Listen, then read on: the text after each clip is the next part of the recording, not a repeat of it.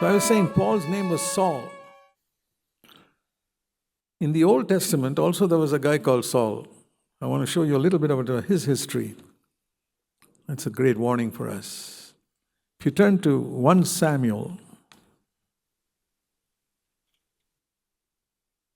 the first time you read about Saul in the Bible was when he was in obedience to his father.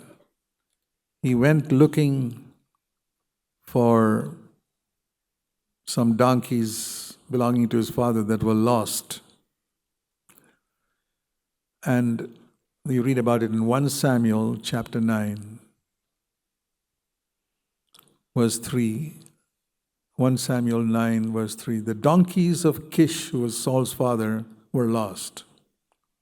So Kish said to his son Saul, "Go, take the servants and go search for all those donkeys." He did it immediately, very obedient son. And he went many, many miles. He didn't just go quickly and come back. He went through Ephraim and Shalisha and went here and there looking for them and didn't find it, went to another place. Look at verse 4. He went here and there and they were looking all over. What an obedient son. And then finally he said, "We haven't found them. Let's go back to our dad because he'll be anxious about us now." And that's when he met Samuel. And God told Samuel, "There's a guy called Saul coming to you." Verse 15, 1 Samuel 9:15. Before Saul came there, the Lord told Samuel, "There's a man coming tomorrow, and he's the one I've selected to be the king, the first king of Israel." The first king of Israel was not David, it was Saul. "And I'm going to make this man king." So when the Lord told him that, you see in chapter 10, verse 1, this is how they anointed them.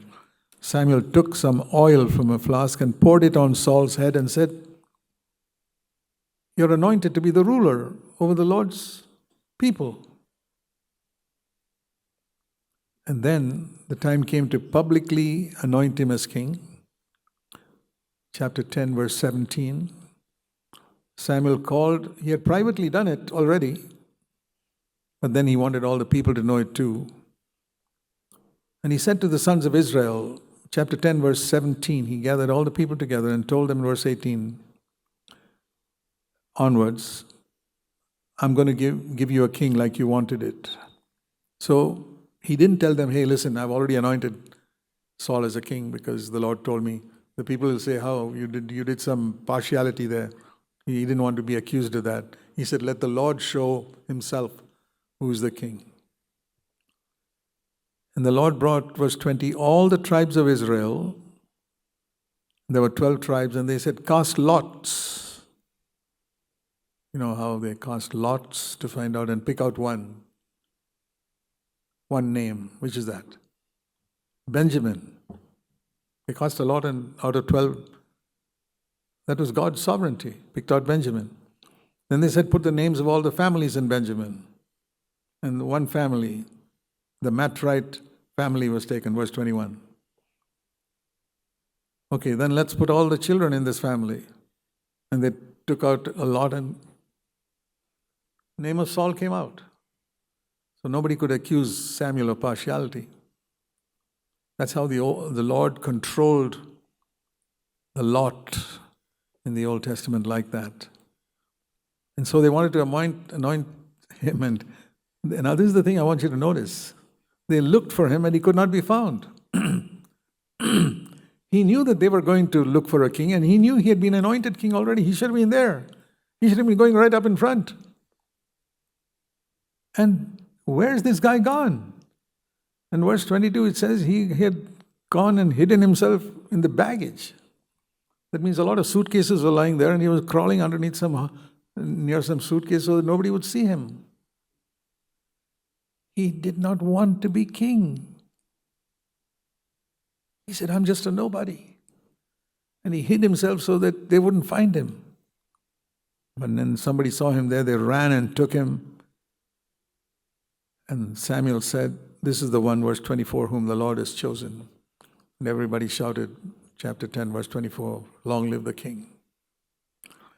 And the Lord was with him in a mighty way, in a wonderful way, and he got victory after victory after victory after victory. He was doing very well. And then finally, it came a test. One day, when he was after a battle, Samuel told him, I will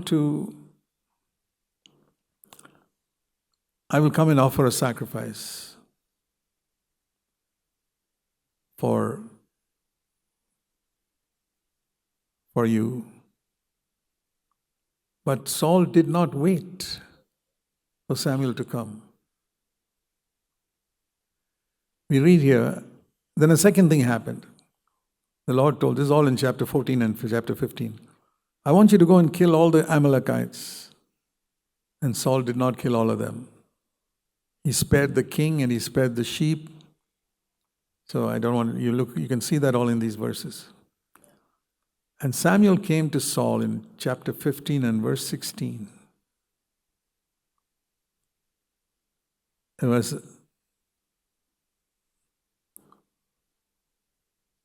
earlier. Samuel came to Saul in verse 12. And Saul said to him, praise the Lord, I've carried out the command of the Lord.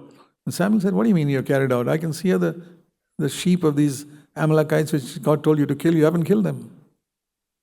Then he made some silly excuse. No, the people wanted it. You know how when we are caught in a tough situation, we find some excuse to get out of it. Saul was like that. And Samuel told Saul, verse 16, let me tell you what the Lord told me last night. Verse 17, this is a great verse. A verse that you must remember for yourself. 1 Samuel 15, verse 17.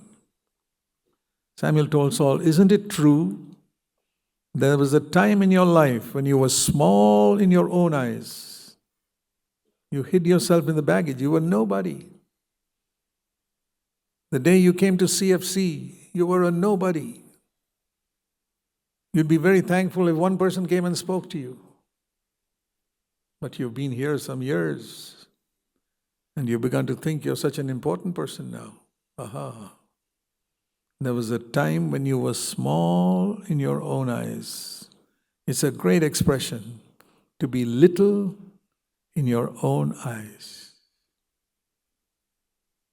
1 Samuel 15, 17. Keep that expression before you all your life. I keep it before me. I say, Lord, I always want to be little in my own eyes. I know a lot of people appreciate me, say so many things about me. Let them do that. That's their business. But in my own eyes, I want to be little. A small person, just like I was the day I was converted. The day I was converted, who knew me? Nobody knew me. Even the people in that small church I went to did not know me. I want to remain small in my own eyes. I would encourage that to everyone sitting here. Why have you become now big in your own eyes? And he lost the kingship. And he told King Saul, verse 28, the Lord has torn the kingdom of Israel from you, and he's given it to somebody else who's better than you. And Samuel never met Saul after that. He had nothing more to do with him. A man who started so well in his race, but he got victory after victory after victory, and it went to his head became bigger and bigger and bigger. Maybe God has blessed you after coming here to this church, and gradually you've become a little prouder, and I'm somebody and I'm respected. And brother, be careful. Remain little in your own eyes. Even if you become the greatest saint in CFC or on earth, remain little in your own eyes, because God gives His grace to the humble. That's the only way you'll be able to finish the race. David came after Saul. He made some more serious mistakes than Saul. He did some terrible things. He committed adultery with somebody else's wife and killed the husband and married her. Can you imagine something like that? Ever heard of anybody doing that? Committing adultery with somebody else's wife, killing her husband and marrying her, even though he already had 3 or 4 wives before that. But how did God deal with him? Saul never did anything like that. You know, the way we evaluate sin is not the way God evaluates sin. Because very often, it is what we do after we have failed that God sees. The one difference I see between Saul and David is when Samuel confronted Saul and said, "Didn't you do this?